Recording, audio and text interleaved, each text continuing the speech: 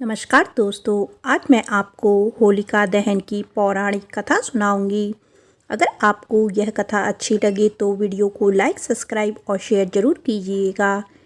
पौराणिक मान्यताओं के अनुसार फागुन के महीने को बड़ा ही पवित्र माना गया है और फागुन मास की पूर्णिमा को साल की सबसे भाग्यशाली पूर्णिमा माना जाता है और पूर्णिमा के दिन पहली होलिका जलाई जाती है। इस दिन भगवान श्री हरि विष्णु के चौथे अवतार भगवान श्री नरसिंह जी की पूजा की जाती है।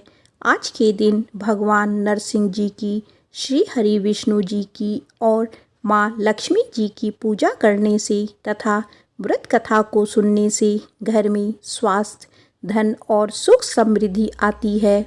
आज के दिन गंगा स्नान करने और फागुन पूर्णिमा की कथाओं को सुनने से मनुष्यों की समस्त मनोकामनाएं पूर्ण होती हैं तथा पापों का अंत हो जाता है एवं मोक्ष की प्राप्ति होती है। हर वर्ष बुराई पर अच्छाई की जीत की याद के रूप में फागुन पूर्णिमा तिथि पर होलिका दहन किया जाता है एवं होली का यह पर्व मनाया जाता है।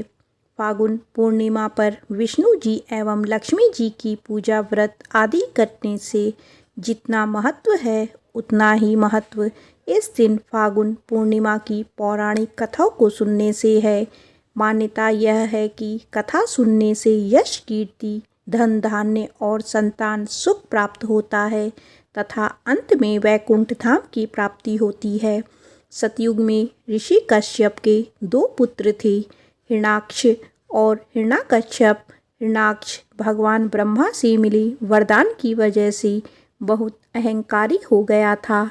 अपनी शक्ति का प्रदर्शन करने के लिए वो भूदेवी को साथ लेकर पाताल में भगवान विष्णु की खोज में चला गया। भगवान विष्णु ने 12 अवतार में उनके साथ युद्ध किया और उनका विनाश कर दिया, लेकिन संसार के लिए खतरा अभी टला नहीं था क्योंकि उसका भाई हिरण्याकश्यप अपने भाई की मौत के बदला लेने को आतुर था। उसने देवताओं से बदला लेने के लिए अपनी असुरों की सेना से देवताओं पर आक्रमण कर दिया। हिरण्याकश्यप देवताओं से लड़ता, लेकिन हर बार भगवान विष्णु उनकी मदद कर देते। हिरण्याकश्यप ने सोचा, अगर मुझे विष्णु को हराना है तो मुझे अपनी रक्षा के लिए एक वरदान की आवश्यकता है, क्योंकि मैं जब भी देवताओं और मनुष्यों पर आक्रमण करता हूँ तो विष्णु मेरी सारी योजना तबाह कर देते हैं। उनसे लड़ने के लिए मुझे शक्तिशाली बनना पड़ेगा। अपने दिमाग में ऐसे विचार लेकर वो वन की तरफ निकल पड़ा और भगवान ब्रह्मा की तपस्या में लीन हो गया। वो काफ़ी लंबे समय तक तपस्या में इसीलिए रहना चाहता था ताकि वो भगवान ब्रह्मा से अमर होने का वरदान मांग सके। इस दौरान वो अपनी ओर अपने साम्राज्य के बारे में भूलकर कठोर तपस्या में लग जाता है। इस दौरान इंद्र देव को ये ज्ञात हो जाता है कि हिरण्याकश्यप असुरों का नेतृत्व नहीं कर रहा है। इंद्रदेव सोचते हैं कि यदि इस समय असुरों को समाप्त कर दिया जाए तो फिर कभी वो आक्रमण नहीं कर पाएंगे। हिरण्याकश्यप के बिना असुरों की शक्ति आधी है। अगर इस समय इसको समाप्त कर दिया जाए तो हिरण्याकश्यप के लौटने पर उसका आदेश मानने वाला कोई शेष नहीं रहेगा। ये सोचते हुए इंद्र अन्य देवों के साथ असुरों की साम्राज्य पर आक्रमण कर देते हैं। इंद्रदेव के अपेक्षा के अनुसार हिरण्याकश्यप के बिना असुर मुकाबले में कमजोर और युद्ध में हार गए। इंद्रदेव ने असुरों के कई समूहों को समाप्त कर दिया।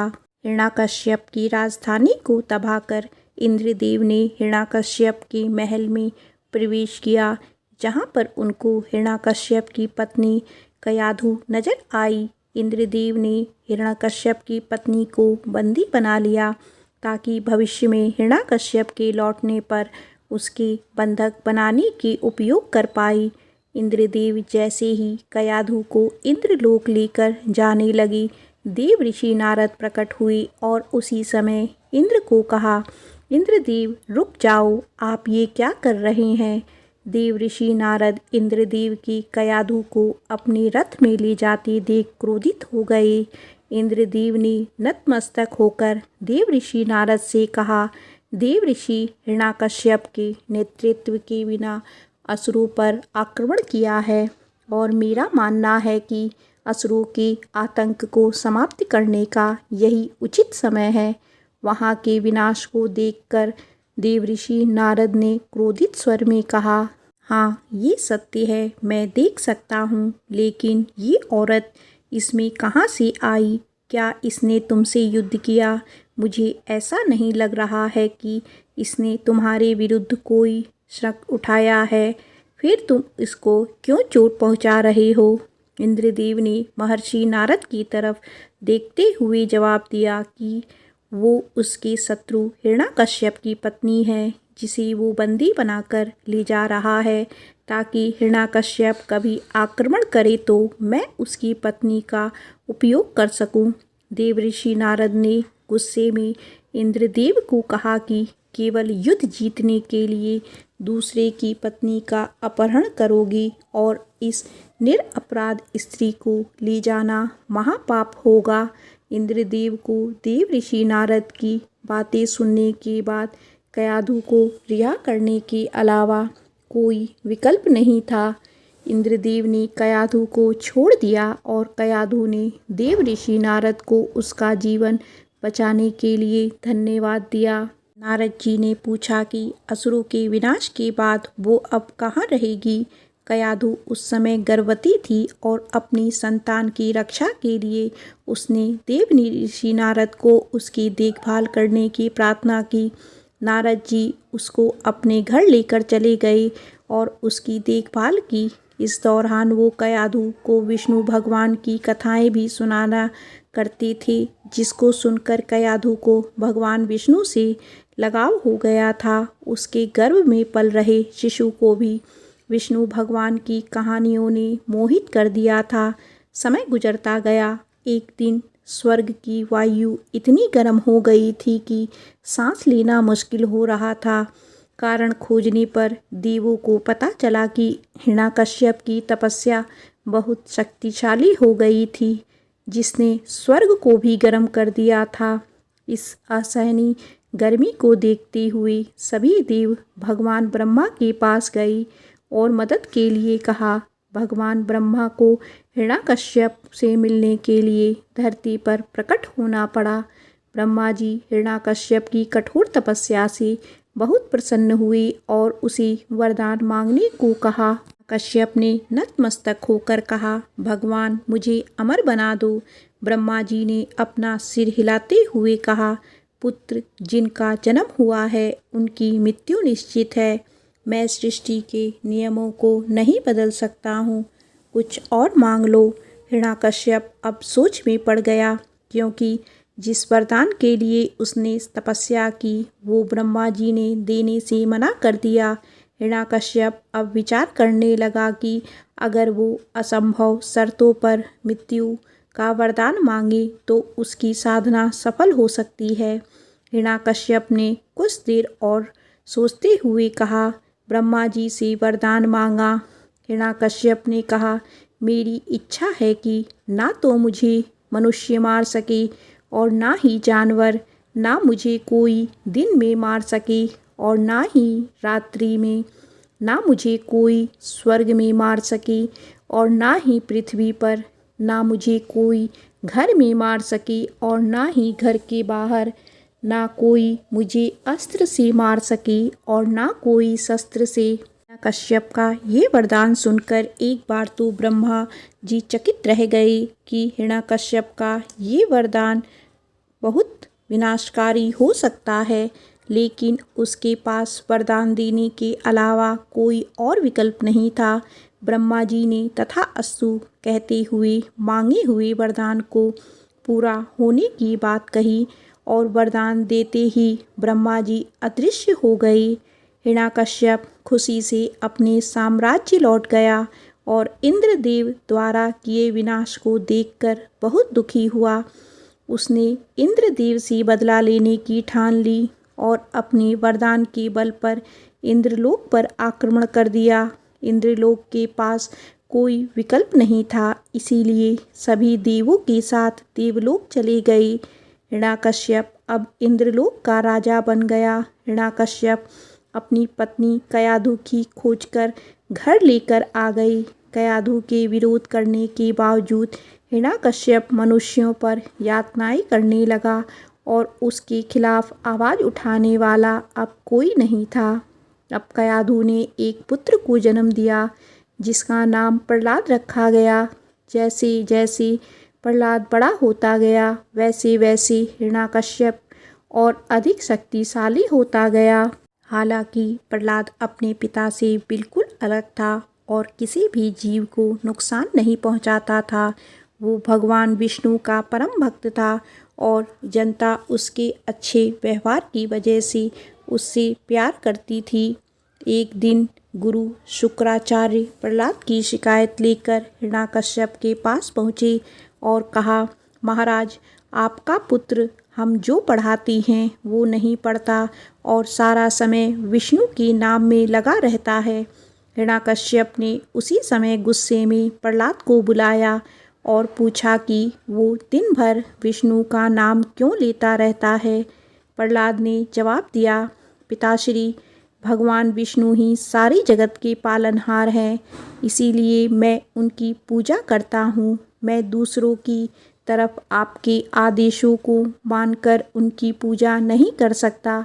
हिरण्यकश्यप ने अब शाही पुरोहितों से उसका ध्यान रखने को कहा और भगवान विष्णु का जाप बंद कराने को कहा, लेकिन भक्त प्रहलाद पर इसका कोई फर्क नहीं पड़ा। इसके विपरीत गुरुकुल में प्रहलाद दूसरे शिष्यों को भी उसकी तरह भगवान विष्णु की आराधना करने के लिए प्रेरित करने लगा। हिरण्यकश्यप ने परेशान होकर फिर प्रहलाद को बुलाया और पूछा, पुत्र, तुम्हें सबसे प्रिय क्या है? प्रहलाद ने जवाब दिया, मुझे भगवान विष्णु का नाम लेना सबसे प्रिय लगता है। अब हिरण्यकश्यप ने पूछा, इस सृष्टि में सबसे शक्तिमान कौन है? प्रहलाद ने फिर उत्तर दिया, तीनों लोकों के स्वामी और जगत के पालनहार भगवान विष्णु सबसे सर्वशक्तिमान है। अब हिरण्यकश्यप को अपने गुस्से पर काबू नहीं रहा और उसने अपने पहरेदारों से प्रहलाद को विष देने को कहा। प्रहलाद ने विष का प्याला पूरा पी लिया, लेकिन उसकी मृत्यु नहीं हुई। सभी व्यक्ति इस चमत्कार को देखकर अचंभित रह गए।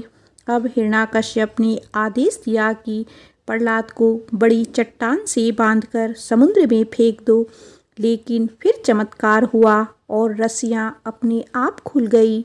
भगवान विष्णु का नाम लेकर वो समुद्र जल से बाहर आ गया। इसके बाद एक दिन जब प्रहलाद भगवान विष्णु के ध्यान में मग्न था, तब उस समय उन्मत्त हाथियों के झुंड को छोड़ दिया, लेकिन वो हाथी उसके पास शांति से बैठ गए। अब हिरण्यकश्यप ने अपनी बहन होलिका को बुलाया और कहा, बहन, तुम्हें भगवान से वरदान मिला है कि तुम्हें अग्नि से कोई नुकसान नहीं होगा। मैं तुम्हारी इस वरदान को परखना चाहता हूँ। मेरा पुत्र प्रहलाद दिन भर विष्णु का नाम जपता रहता है और मुझसे सामना करता है। मैं उसकी सूरत भी नहीं देखना चाहता हूँ और मैं उसे मारना चाहता हूँ, क्योंकि वो मेरा पुत्र नहीं है। मैं चाहता हूँ कि तुम प्रहलाद को अपनी गोद में बिठाकर अग्नि पर बैठ जाओ। होलिका ने अपने भाई की बात स्वीकार कर ली। अब होलिका ने ध्यान करते हुए प्रहलाद को अपनी गोद में बिठाया और हिरण्यकश्यप को आग लगाने को कहा। हिरण्यकश्यप प्रहलाद के भक्ति की शक्ति को नहीं जानता था। फिर क्या था, भगवान श्री हरि विष्णु की कृपा से आग से प्रतिरक्षित होलिका जलने लगी और उसके पापों ने उसका नाश कर दिया। जब आग बुझी तो प्रहलाद उस जलती हुई जगह के मध्य अभी भी ध्यान में बैठा हुआ था, जबकि होलिका कहीं भी नजर नहीं आई। अब हिरण्याकश्यप भी घबरा गया और प्रहलाद को ध्यान से खींचते हुए ले गया और चिल्लाते हुए बोला, तुम कहते हो तुम्हारा विष्णु हर जगह पर है, बताओ अभी विष्णु कहाँ पर है? वो पेड़ के पीछे है या मेरी महल में या इस स्तंभ में है, बताओ। प्रहलाद ने अपने पिता की आंखों में आंखें मिलाकर कहा, हाँ पिताश्री, भगवान विष्णु हर जगह पर हैं। क्रोधित हिरण्याकश्यप ने अपनी गदा से स्तंभ पर प्रहार किया और गुस्से से कहा, तो बताओ वो कहाँ है? हिरण्याकश्यप दंग रह गया और देखा कि वो स्तंभ चकनाचूर हो गया और उस स्तंभ से एक क्रूर पशु निकला जिसका मुंह शेर का और शरीर मनुष्य का था। हिरण्याकश्यप उस आधे पशु और आधे मानव को देखकर पीछे हट गया। भी उस आधे पशु और आधे मानव ने जोर से कहा, मैं नारायण का अवतार नरसिंह हूँ और मैं तुम्हारा विनाश करने आया हूँ। हिरण्याकश्यप नरसिंह भगवान को देखकर जैसे ही बचकर भागने लगा, तभी नरसिंह भगवान ने अपने पंजों से उसे जकड़ लिया। हिरण्याकश्यप ने अपने आप को छुड़ाने के लिए बहुत कोशिश की, लेकिन नाकाम रहा। नरसिंह भगवान अब हिरण्याकश्यप को घसीटते हुए दरवाजे की चौखट तक ले गए, जो ना घर में था और ना घर के बाहर, और उसे अपनी गोद में बिठा दिया, जो ना आकाश में था और ना ही धरती पर, और सांझ के समय अर्थात ना ही दिन था और ना ही रात। हिरण्याकश्यप को अपने पंजों से उसका वध कर दिया। हिरण्याकश्यप का वध करने के बाद दहाड़ते हुए नरसिंह भगवान सिंहासन पर बैठ गए। सारे असुर ऐसे क्रूर पशु को देखकर भाग गए और देवताओं की भी नरसिंह भगवान के पास जाने की हिम्मत नहीं हुई। अब बिना डरे हुए प्रहलाद आगे बढ़ा और नरसिंह भगवान से प्यार से कहा, प्रभु, मैं जानता हूँ कि आप मेरी रक्षा के लिए आए हैं। नरसिंह भगवान ने मुस्कुराकर जवाब दिया, हाँ पुत्र, मैं तुम्हारे लिए ही आया हूँ। तुम चिंता मत करो, तुम्हें इस कथा का ज्ञान नहीं है कि तुम्हारे पिता मेरे द्वारपाल विजय हैं। उन्हें एक श्राप के कारण पृथ्वी पर जन्म लेना पड़ा। 3 और जन्मों के पश्चात उन्हें फिर वैकुंठ में स्थान मिल जाएगा। इसीलिए तुम्हें चिंता करने की कोई आवश्यकता नहीं है। प्रहलाद ने अपना सिर हिलाते हुए कहा, प्रभु, अब मुझे कुछ नहीं चाहिए। नरसिंह भगवान ने अपना सिर हिलाया और कहा, नहीं पुत्र, तुम जनता पर राज करने के लिए बने हो और तुम अपनी जनता की सेवा करने के पश्चात वैकुंठ आना। प्रहलाद अब असुरों का उद्धार शासक बन गया, जिसने अपने शासन काल के दौरान प्रसिद्धि पाई और असुरों के पुराने क्रूर तरीके समाप्त कर दिए। इस प्रकार से भगवान श्री हरि विष्णु ने नरसिंह भगवान का अवतार लेकर अपने भक्त की रक्षा की। एक बार प्रेम से बोलो श्री लक्ष्मी नारायण भगवान की जय, श्री नरसिंह भगवान की जय।